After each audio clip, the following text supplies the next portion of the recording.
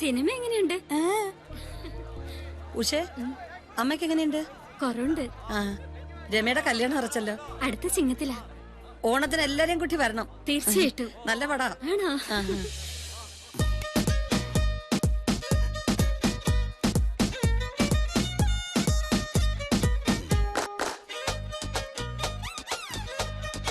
ഭഗവാനേ, ഇവിടെ ഒരു തുള്ളി മദ്യം പോലും കിട്ടാതെ മരിച്ച എന്റെ അച്ഛന് പരലോകത്ത് ഇഷ്ടം പോലെ മദ്യം കിട്ടാൻ വേണ്ടി ഞാൻ പ്രാർത്ഥിക്കാം.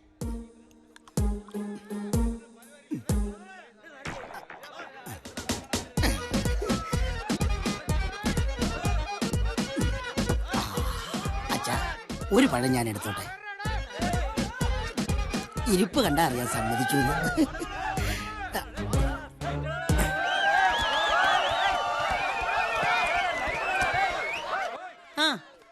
എല്ലാരുടെയും കണ്ണുവെട്ടിച്ചിഞ്ഞ് പോരുന്നോ? സമയം 3:10. ആൾക്കാര് ബഹളം വെക്കുന്നത് കേൾക്കുന്നുണ്ടോ? വായുള്ളവര് കൂകും, ചെവിയുള്ളവരത് കേൾക്കും. അതിനെനിക്കെന്താ? ഒച്ചയടയ്ക്കുമ്പോ അങ്ങ് നിർത്തിക്കോളുന്നേ. പകതിരിവില്ലാത്തവൻ. എടാ, നിന്നോടാ തുടച്ചത് മതിയടാ. നിങ്ങൾക്കറിയാവല്ലോ, എല്ലാ വെള്ളിയാഴ്ചയും മാറ്റിനിക്ക് മുമ്പ് അച്ഛന് മദ്യം കൊണ്ട് ദാഹം വെക്കുന്ന ഒരു ചടങ്ങുണ്ടെന്ന്. അത് ഇനിയെങ്കിലും വർഷത്തിലൊരിക്കൽ ആക്കിക്കൂടെ? പോരാ പോരാ, ആയസെത്താതെ ഒരു തുള്ളി മദ്യം പോലും കിട്ടാതെ ഈ ലോകത്തോട് എന്നേക്കുമായി വിട പറഞ്ഞ ഒരു പ്രൊജക്ടർ ഓപ്പറേറ്റർ ആയിരുന്നു എന്റെ അച്ഛൻ. ദേ തൂക്കിയിട്ടിരിക്കുന്ന ദാമോദരൻ. അച്ഛാ, ഈ മഹാനായ മനുഷ്യൻ രോഗശയ്യെ കിടക്കുമ്പോ മോനായ എന്നോട് ഒരേ ഒരു ആഗ്രഹം പ്രകടിപ്പിച്ചോളൂ. അതെന്താന്നറിയോ? അവസാനമായി ഒരു പെഗ് റം വെള്ളം തൊടാതെ വേണം മോനെന്ന്. ഞാൻ സൈക്കിൾ എടുത്ത് പാഞ്ഞു ലിക്കർ ഷോപ്പിലേക്ക്. കഷ്ടകാലത്തിന് നിന്ന് ഗാന്ധിജയന്തിയായി പോയി. ഒറ്റ ലിക്കർ ഷോപ്പ് പോലും തുറന്നിട്ടില്ല. അങ്ങനെ മദ്യം കഴിക്കാതെ വിട പറഞ്ഞ ഒരു യുഗപുരുഷന്റെ മകനായി എനിക്ക് ആ അച്ഛനോടുള്ള കടമ നിറവേറ്റണ്ടേ സിസ്റ്റേഴ്സ്? ആ കടമ ഇപ്പൊ തൽക്കാലം നിറവേറ്റിയില്ലേ സ്വാമിനാഥ? ഇനി അടുത്ത വെള്ളിയാഴ്ചയുള്ളൂ. എന്നാ ഷോ തുടങ്ങാമല്ലോ. പിന്നെന്താ? ഏത് കോപ്പനാണെങ്കിലും ഇന്ന് ഞാൻ കാണിച്ചു തരാം. ചേച്ചി ഇങ്ങോട്ട് വാ. ഇങ്ങനെയാണോ കൂവുന്നേ? ഒറ്റയരത്തിനും കൂവാൻ അറിയില്ല. അതെ ചേച്ചി, രണ്ടെണ്ണം പോയോ?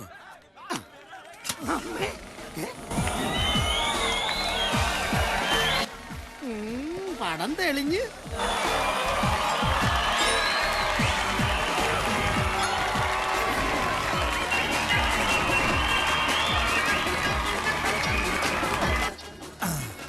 എടി വിമലേ, എന്നോടാണ് കളി? കറണ്ട് ഇല്ലാതെ എങ്ങനെ ഷോ കളിക്കൂന്ന് എനിക്കൊന്ന് കാണണം.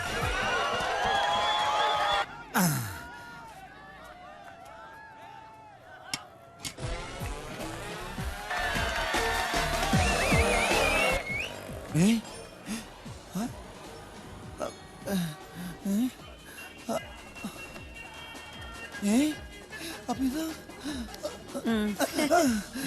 ഒരു പീസ് ഇവിടെ കിടന്ന് കളഞ്ഞിട്ടേ അത് ഇവിടത്തെ ആണെങ്കിൽ കുത്താലോ എന്ന് കരുതി വന്നതാ. നിന്റെ അണ്ണാക്കിലോട്ട് അങ്ങ് കുത്തിയാ മതി. അണ്ണാക്കി സൂട്ടാവൂല്ല. വെള്ളവൻ.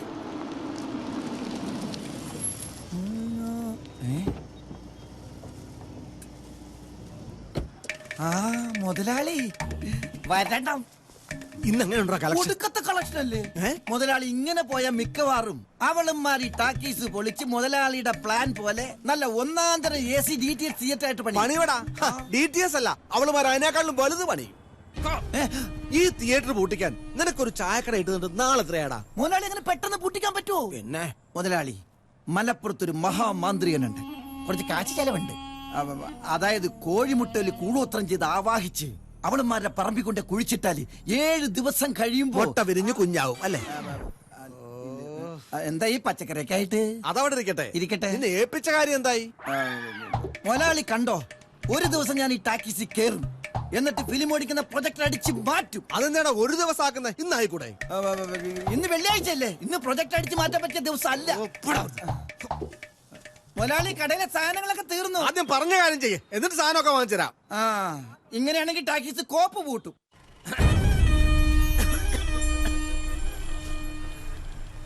മക്കളെ, എന്തിയാ ചേച്ചിമാര്?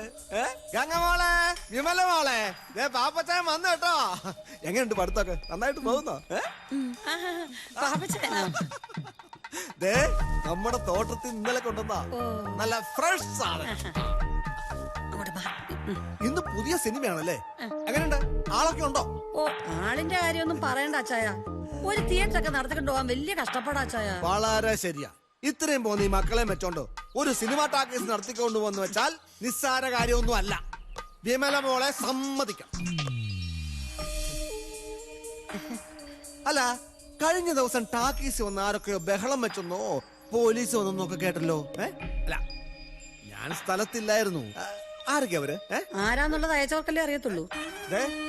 ആരാണെന്നൊരു വാക്ക് മോളെന്നോട് പറഞ്ഞാൽ മതി. അവരെ കൈകാര്യം ചെയ്യുന്ന കാര്യം ഞാനേറ്റു. ഞങ്ങളെ സഹായിക്കാൻ ആരുമില്ല പാപ്പച്ചായ. ചിലപ്പോ തോന്നി പണ്ടാരൊക്കെ ഇട്ടെറിഞ്ഞങ്ങ് പോവാന്ന്.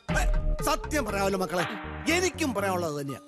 നല്ല വില തരുന്ന ഒരു പാർട്ടിയെ ഈ അച്ചായം കൊടുത്തരാം. നമുക്ക് ഈ ടാക്കീസ് ഒക്കെ വിറ്റ് കിട്ടുന്ന കാശ് കൊണ്ട് നല്ലൊരു വീട് വെച്ച് സുഖമായിട്ട് കഴിയാം. കണ്ടോ മക്കളെ, പാപ്പച്ചായന്റെ സ്നേഹം കണ്ടോ? ഇക്കാലത്ത് ഇങ്ങനെ സ്നേഹിക്കുന്ന ഒരാളെ ഈ പഞ്ചായത്തിൽ കാണാൻ കിട്ടുവോ? എന്റെ കർത്താവേ, തൃപ്തിയായി, എനിക്ക് സമാധാനായി. ഞാൻ ഇറങ്ങട്ടെ. ഓ ശരി അച്ഛാ. ഓ അച്ഛാ ഒരു മിനിറ്റ്, ഇതോടെ കൊണ്ടുവയ്ക്കോ. ഇത് ഇവിടെ അഴുകിപ്പോ കൈ കൊണ്ടൊന്ന് കൊടുക്കച്ചായ. അതല്ല കറി വെച്ച് തരത്തില്ലയോ? ഫ്രഷ് അല്ലയോ? അതെ അതെ അതെ.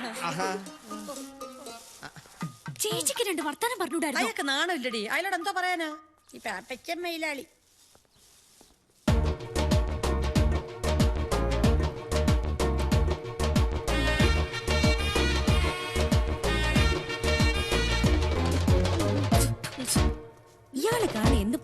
അയാള് കാരണം എന്തുമാത്രം കടുകും മുളകും അടുപ്പിലേക്ക് പോകുന്നതല്ലേ? കണ്ടോ കണ്ടോ, മുളകിന്റെ മണവും വന്നില്ല, കടുകും പൊട്ടിയിട്ടില്ല.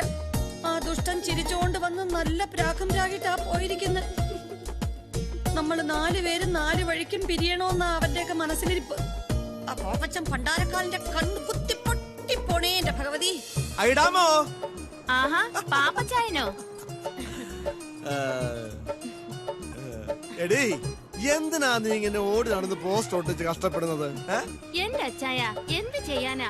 ഈ പഞ്ചായത്ത് മുഴുവൻ എത്ര പോസ്റ്റ് ഒട്ടിച്ചാലും ഉടനെ കീറിക്കളയാൻ ഓരോരുത്തർമാരും ഉരുമിട്ട് ഇറങ്ങിയിരിക്കല്ലേ. അത് വല്ല ആടുപാടുകളും തിന്നുന്നതായിരിക്കും. ആടിന് മൈദമാവ് വലിയ ഇഷ്ടമാ. കൊറേ നാളായി ഞാൻ മനസ്സിൽ കൊണ്ടു നടക്കുന്ന ആഗ്രഹമാണ്. എന്തോന്ന്? നീ ഇവിടുത്തെ പണിയൊക്കെ വിട്ട് എന്റെ കൂടെ പോരെ. നിനക്ക് ഞാൻ 1-ാം തരം ശമ്പളവും നല്ലോണം ചെലവിന് തരാം. അല്ല, എന്താ ജോലി? ഓ, അതൊക്കെ നമുക്ക് പിന്നെ തീരുമാനിച്ചാ പോരെ. എന്ത് പറയുന്നു? അപ്പോ ഈ പോസ്റ്ററൊക്കെ ആരൊട്ടിക്കും? അവർക്ക് വേറെ പണിക്കാരെ കിട്ടും. അല്ല, അവളുമാരെ തന്നെ ഒട്ടിക്കട്ടെ. നമുക്കെന്നാ? നമ്മൾ രണ്ടാളും ഒരേ വെള്ളത്തിൽ മുങ്ങിക്കുളിച്ചവരല്ലേ? എന്നാ വൃത്തികേടാ ഈ പറയുന്ന അച്ചായ? ഞാൻ പറഞ്ഞത് മാമോസ വെള്ളത്തിൽ മുങ്ങി 2 സത്യക്രിസ്ത്യാനികളാന്നാ. അത് ശരി, എന്നാ ഞാൻ വരാം. പാപ്പച്ചായൻ ഒരു കാര്യം ചെയ്യാം. ഇവിടുത്തെ പോസ്റ്റർ ഒട്ടിക്കാനും പണികളൊക്കെ ചെയ്യാനും പാപ്പച്ചായന്റെ ഭാര്യ മകളെ ഇങ്ങോട്ട് വിട്. അത് തന്നെ എനിക്കും പറയാനുള്ളത്. കൂടുതൽ നമ്പറൊന്നും ഇങ്ങോട്ട് വേണ്ട. ഈ തിയേറ്റർ ഉള്ളത് കൊണ്ടാ അച്ഛനില്ലാത്ത എന്റെ മോളെ ഞാൻ വളർത്തുന്നത്. വന്നിരിക്കുന്നു കൂടെ ചെല്ലൻ. ചേച്ചി നമ്മുടെ കുഞ്ഞിനെ അച്ഛനെ കാർ സീരിയസ് ആണെന്നാ കേട്ടത്. ദൈവമേ,